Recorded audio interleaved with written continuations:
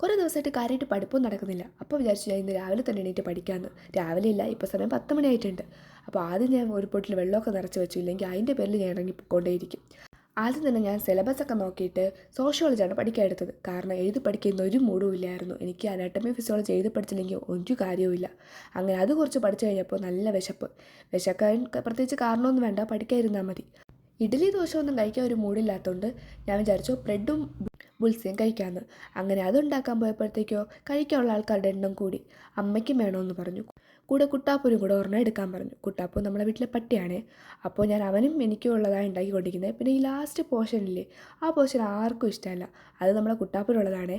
അങ്ങനെ ബ്രെഡൊക്കെ ഉണ്ടാക്കിയിട്ട് 2 മുട്ടയും ബുൾസ അടിച്ചു. ഒന്ന് എനിക്കും ഒന്ന് അമ്മയ്ക്കും. കുട്ടാപ്പൂരും കൊടുക്കും, അത് പച്ചമുട്ടയാണ്.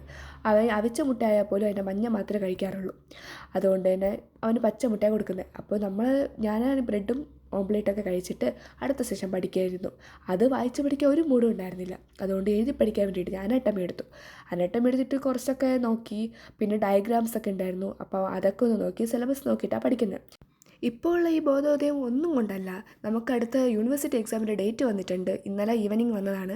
അതൊക്കെ കണ്ടപ്പോൾ ചെറിയൊരു പേടിയൊക്കെ തട്ടിയിട്ടുണ്ട്. ചെറുതല്ല, അത്യാവശ്യം നല്ല പേടി തട്ടിയിട്ടുണ്ട്. കാരണം ഒരു വക എനിക്കറിയത്തില്ല.